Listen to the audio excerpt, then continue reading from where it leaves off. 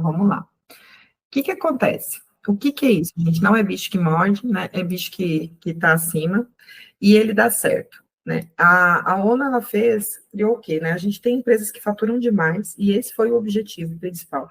Foi a gente direcionar para onde o mercado ia trazer. Então, a gente está literalmente juntando lixo no mundo, de toda forma. E aí, como é que eu trato tudo isso, né? Então, eu tenho muito, e aqui em Cuiabá a gente vê isso com muita facilidade, né? A gente está ali no Santa Rosa, numa avenida muito luxuosa, perto do shopping estação, e de repente a gente cai caindo e entra numa comunidade, e entra num lugar que não tem estrutura nenhuma.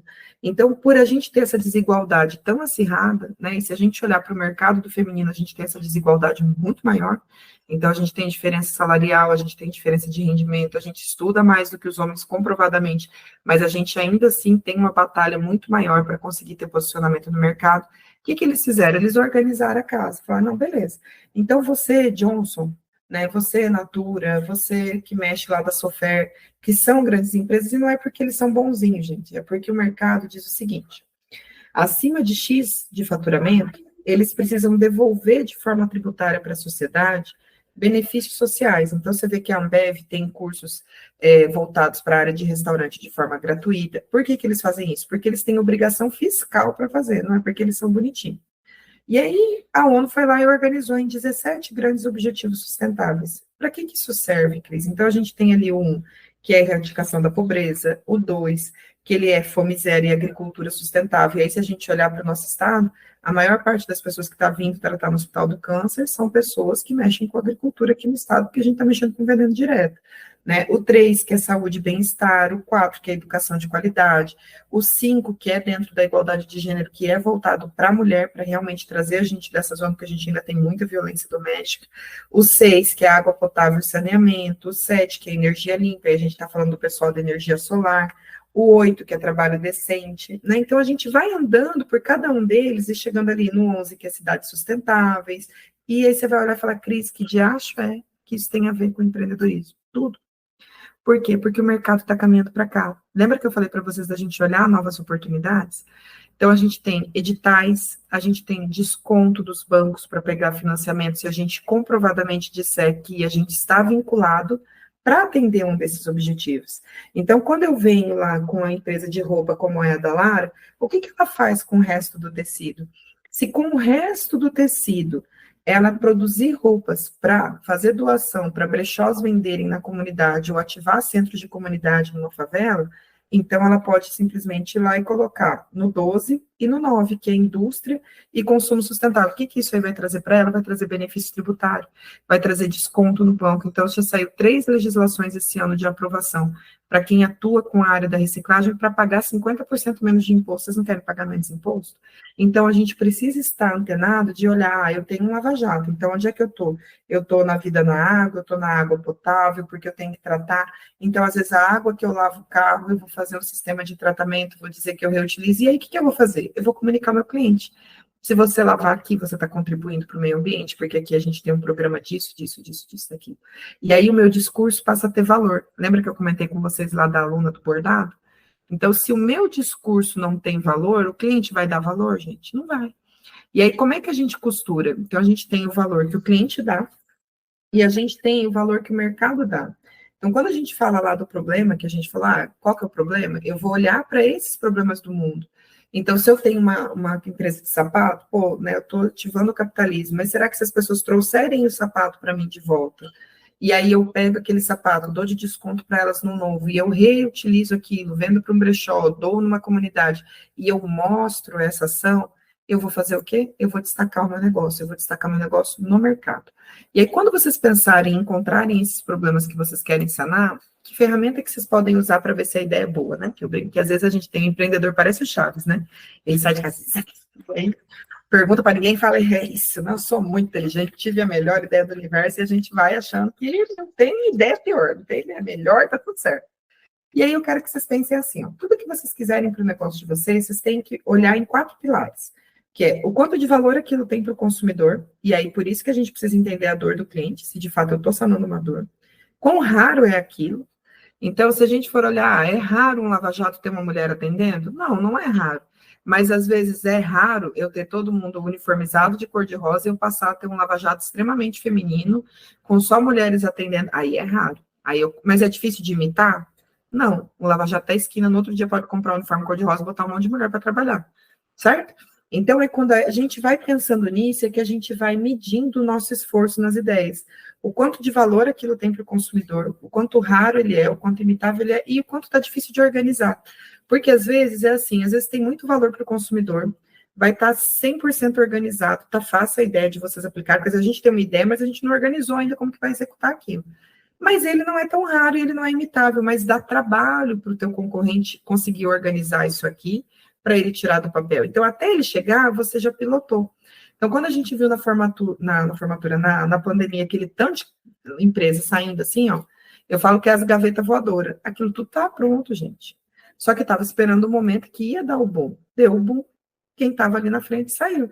Então, aqueles tiozinhos que não queria iFood, não queria nada, tiveram que se render. Senão, não vendiam, não faziam, não acontecia. E aí, como que a gente vai olhar para isso, né? Então, é ver a oportunidade de lucrar, solucionando os problemas do mundo e não os criando. Então, quando a Adriane vem no discurso dela lá de engenheiro e fala, eu quero que o cliente entenda o valor, o que que ela vai tratar? Ela vai tratar na dor dele, eu falo, olha, você que comprou um imóvel agora, poderia estar fazendo vistoria do seu imóvel antes, para você não ter dor de cabeça, não ter problema judicial no futuro. Você que vai construir, olha o tanto de lixo que você pode, ela faz um post com a quantidade de lixo de uma obra não planejada e uma obra planejada, você está sendo responsável por isso, se você não trabalha. Então, eu começo a trazer para o cliente peso, e aí a gente vai muito para a linha do PNL, né, e para a linha ali do Japão, né, o quanto a gente está colocando de culpa ali em cima do cliente, e a gente põe de fato, a gente precisa pôr, né, essa inteligência do que a gente vai estar fazendo de venda. Então, ali a gente vai contornando e vai mostrando para o cliente o valor daquilo que a gente está fazendo, mas a gente, de fato, precisa entender o que a gente está fazendo e qual o problema, de fato, a gente está. E aí tem 4 pilares que vocês vão usar. Depois, no link do site, eu vou passar para vocês, vocês podem baixar para imprimir, fazer o de vocês em casa, certinho. Mas eu quero que vocês foquem que é assim, ó, tudo que vocês vão fazer do negócio de vocês é ver a oportunidade de lucrar, solucionando os problemas do mundo e não os criando. Então, tudo que vocês forem pensar diferente, porque o povo não faz nem o trivial, gente. Então, é fácil da gente se destacar no mercado, porque o mínimo do atendimento, a gente entra na maior parte do estabelecimento, é assim, bom dia, ou a pessoa está assim, oi, pode ir olhando, né? Que é a maior parte, pegando o celular e mexendo. Ou eles nem olham para sua cara, né? E não, um sorriso, então, nossa, é uma raridade. Então, se a gente consegue fazer o básico, bem feito, e um plus a mais, a gente se destaca no mercado de forma muito mais fácil. Então, o que que vocês vão fazer? O pilar, ele está em 4 pontos, que é o motivar, o quanto eu consigo motivar o quê? Por quê e para quem eu faço. Então, por que que você está fazendo aquilo? Ah, eu tenho um lava-jato. Eu tenho uma loja de roupa, eu cuido da terapia, como é o caso no Teleide, a Ju vende seguro. Por que que você está fazendo isso? O que que de fato você acredita que fez você motivar? Eu fiz isso porque eu quero ganhar dinheiro. Você vai comprar de alguém que tem esse discurso? Não. Então, o porquê, ele é muito forte. O porquê você faz. Então, quando a gente começou lá com o negócio de empreendedorismo social, o meu porquê é porque eu queria transformar a vida das pessoas, de fato, de verdade. Então, a gente precisa entender o porquê a gente faz. Depois, para quem? Então, beleza. Se eu vou falar que eu vendo para roupa feminina, de moda discreta, ou como a Aymara, que trabalha com a casa, por que ela faz? Porque ela quer que as mulheres voltem a sentar à mesa, porque ela quer que as famílias tenham um momento ali, porque ela quer que aquele momento seja memorável. Então, por que esse? Para quem ela faz isso? Para as pessoas que estão casando, para as mães que querem cuidar da casa. Então, a gente precisa entender o porquê a gente faz e para quem a gente faz. Isso é o que a gente chama de motivar. Isso é o pilar do consumidor. Então, quando vocês fizerem isso, vocês vão estar estabelecendo o primeiro valor do negócio de vocês, que é o valor do consumidor, que é por que eu faço e para quem eu faço. Então, aí a gente começa. O motivo certo para gerar o quê? O movimento. Então, aquilo é o que motivou seu coração para você começar a mover e falar, vou fazer esse negócio dar certo. Agora eu vou pegar e vou fazer o trem acontecer. E aí a gente vai para o quê? Orientar. Uma ideia, né? A gente balançando igual o Chaves vai para frente? Não. Então, a gente vai para o quê? Orientar. Então, é com quem eu faço e o que eu faço. E o que que é isso? Com quem eu faço, a gente tem que ter parceria. Eu falo que quem tem amigo tem tudo nessa vida. Então, assim, quem são os meus parceiros do negócio? Quem são os meus principais fornecedores do meu negócio? Né? Com quem é que vai ser essa rede que vai estar apoiando? Lembra que eu falei para vocês da tia da igreja lá que vai estar divulgando a moda cristã? Então, quem são? Então, com quem eu faço e o que eu estou fazendo de fato? Eu estou fazendo a parte de processo de engenharia, estou entregando o projeto, estou acompanhando, o que é que você faz? E aí você vai organizar aquele processo do início, meio e fim. Não tem quando você compra uma mercadoria e a pessoa não te manda nem, ela te manda o link de pagamento, ela faz tudo, ela entrega na sua casa, mas no outro dia ela não te mandou nem bom dia, olá, tudo jóia, como foi a roupa, você gostou, o evento deu certo? Isso é cuidado com o cliente. Isso é orientar o processo, é entender que o cliente, ele quer se sentir parte. Por quê? Eu tenho um monte de loja de criança, eu tenho um monte de gente falando de mesa aposta, eu tenho um monte de engenheiro, eu tenho um monte de gente vendendo seguro. O que que me diferencia dessas pessoas? Me diferencia o atendimento. Então, se no meu atendimento ele é humanizado, existe gente fazendo, existe de fato uma preocupação verdadeira, então eu faço isso como? Organizando o processo. Então, eu vou escrever um modelinho de mensagem lá, e vou falar, ó, você, a hora que o cliente fechou isso, a hora que o cliente saiu isso, e no outro dia, para todos os clientes que compraram hoje, vão receber essa mensagem. E aí eu começo a organizar o processo, para quê? Para que realmente eu tenha valor para o ecossistema. O que que é ecossistema? É igual a biologia. É toda a galera que está em volta de você. E aí isso inclui cliente, isso inclui colaborador, isso inclui fornecedor, isso inclui as pessoas que vão estar, os amigos que vão estar junto. Pode falar, Ju. Essa questão que você falou do retorno, né, para o cliente, uma coisa que a gente colocou, um dia eu estava pesquisando na internet, a gente colocou eu procurei um sisteminha para me ajudar a fazer os lançamentos do dia, para não ficar fazendo só no caderno, e esse sistema, ele tinha um local para eu colocar uma mensagem, né, uma mensagem de envio, olha, o seu carro foi agendado, olha, o seu carro iniciou o atendimento, nós iniciamos o atendimento à lavagem do seu carro, e aí eu colocava assim e na hora de mandar embora também, na hora que concluía, eu falava, ele me dava uma mensagem, olha, seu carro foi concluído, está a caminho da entrega, entendeu? Então, quando a gente fez isso, a gente tinha alguns clientes, a gente tem vários clientes no centro político, e que quando meu marido começou a entregar o carro, ele falou assim, nossa, eu até me assustei com a mensagem que eu recebi, porque eu nunca vi isso num Lava Jato. Eu nunca vi esse diferencial de mandar uma mensagem, de anotar a sua plaquinha, da placa do seu carro, a cor do seu carro, qual é o seu carro, com seu nome, com seu telefone, vinha a mensagem para mim, já vem com o valor que eu preciso pagar, qual que é o Pix, se eu posso pagar no cartão ou não. Então, isso assim foi uma coisa que mudou muito e uma coisa simples que a gente instituiu, um sisteminha assim barato, porque a gente dava sem condições de grandes coisas, né? Mas que ajudou muito nessa questão da confiabilidade do local, inclusive, né? Então, essa parte que você falou agora é muito legal, muito importante. Ai, que bom. E é bem isso. E parabéns pela atitude, porque o cliente ele quer sentir que ele existe. E aí a gente olha para o cliente, a gente olha para o colaborador, fala mandinha.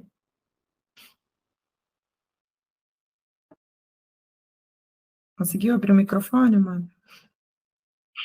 Agora deu certo. Deu certo.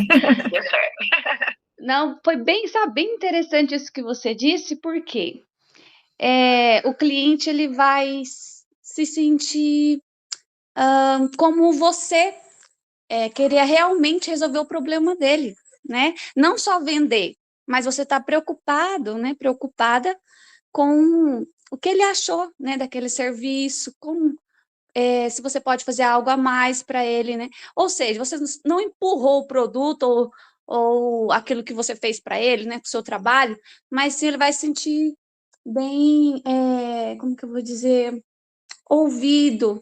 Então, assim, acho que a gente precisa ter mais esse contato com o nosso cliente pós-venda mesmo. Achei bem interessante, bem válido, e eu vou pegar para mim usar isso no meu dia a dia, nas minhas vendas. Que bom, que gostoso. Que gostoso. Fico feliz Fico porque. feliz porque. Opa, deixa eu fechar o microfone. Aí.